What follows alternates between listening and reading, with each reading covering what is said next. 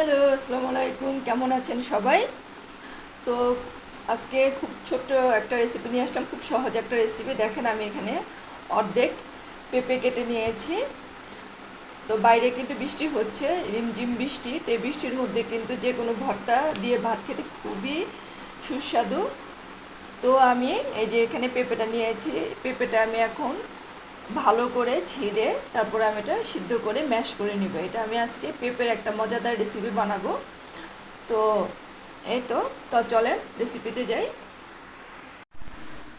তো পেঁপেটা আমি বটি দিয়ে আগে কেটে তারপরে ছিলে নিব। এই যে এভাবে আমি বটি দিয়ে ছিলে নিব। তো যারা ছুরি ব্যবহার করতে পারেন তারা ছুরি দিয়ে ছিলে নেবেন। তো আমি বটি দিয়েই কাজ করি। তো এই যে বটি দিয়ে ছিলে আমি এটাকে একদম প্রপারভাবে কেটে নেব। আর ভিতরের এই বিচিগুলো অবশ্যই ফেলে দিবেন। এভাবে ফেলে দিতে হয়, আবার চামচ দিয়ে আপনারা কোড়ায় নিতে পারেন।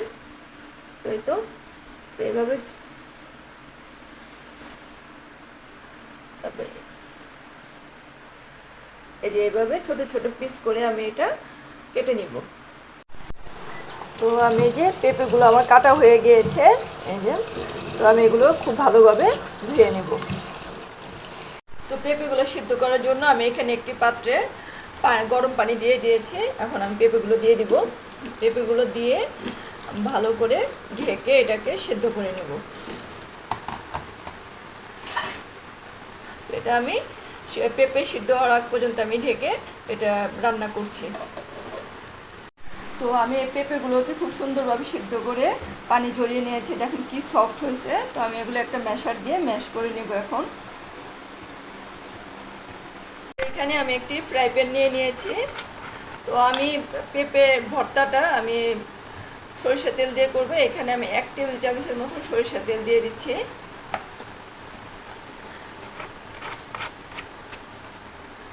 তো সরিষা তেলটা সবসময় ফুটিয়ে নেবেন। অন্য তেল আপনি না ফুটালে হয়, কিন্তু সরিষা তেলটা অবশ্যই প্রপার ওয়েতে গরম করে নিতে হয়।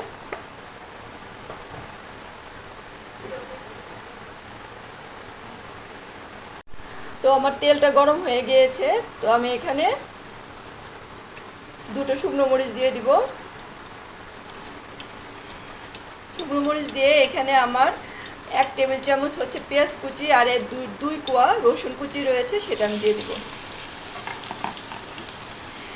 দিয়ে আমি এটা হালকা লাল করে ভেজে নিব।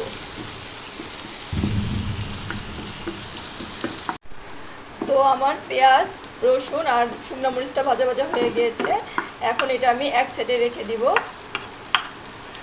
তো এক সাইডে রেখে এখানে আমি একটা ডিম দিয়ে দিব। সামান্য একটু লবণ দিয়ে দিব। দিয়ে আমি ডিমটা ভেজে নিব, মানে ভেঙে এটা কুচি কুচি করে ভেজে নিব। তো এই তো আমার ডিমটা ভেজে নিয়ে আমি পেঁয়াজ, রসুন, শুকনো মরিচের সাথে আমি ভালো করে মিশিয়ে নিলাম। তো এখানে আমি হাফ চা চামচ হলুদ মরিচের গুঁড়া দিব, আর হচ্ছে হাফ চা চামচ ধনিয়া গুঁড়া দিব। এখানে আর কোনো মশলা দিব না আমি। তো এটা দিয়ে আমি একটু মিশিয়ে নিব। তো মেশানোর পরে এখানে যে আমার পেঁপে ম্যাশ করে নিয়েছি, সেই পেঁপেটা আমি এখন দিয়ে দিব।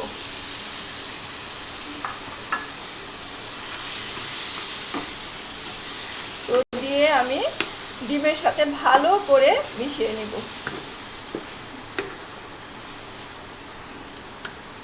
তো এই তো দেখেন কত সুন্দর পানিটা শুকিয়ে এসেছে। তো আমি এই পর্যায়ে সামান্য একটু 1 চামচের মতন বা হাফ চামচের মতো একটু চিনি দিয়ে দিব। এই চিনিটাই আপনার ভর্তার স্বাদটাকে বাড়িয়ে দিবে। আর একটু কাঁচা সরিষার তেল দিয়ে দিব। এই সরিষার তেলে একটা গ্রান আসবে। তো এই যে আমি দিয়ে দিলাম। তখন এটা আমি এখন ভালো করে আবার নেড়ে চেড়ে মিশিয়ে রান্না করে নিব। অবশ্যই চিনি দেওয়ার চেষ্টা করবেন। চিনিটা এই পেঁপের ভর্তাকে অনেক স্বাদ বাড়িয়ে দেয়। তো এই তো আমার হয়ে গেল খুবই সুস্বাদু, খুবই মজাদার একটা ডিম দিয়ে পেঁপে ভর্তা। তো যারা পেঁপে খান না, অ্যাভয়েড করেন সবজি হিসাবে, তারা এই সবজি পেঁপেটা এইভাবে খেয়ে দেখবেন, অবশ্যই মজা পাবেন এবং আমাকে বলতে বাধ্য হবেন যে না অনেক টেস্ট হয়েছে। তো সম্পূর্ণ রেসিপি দেখবেন। এখন আমি এটা একটু স্মেলের জন্য আমি দুটা কাঁচামরিচ দিয়ে দিলাম। ব্যাস আমার রেডি হয়ে গেল মজাদার ডিম আর পেঁপে ভর্তা। তো এই তো খুব ইজি রেসিপি।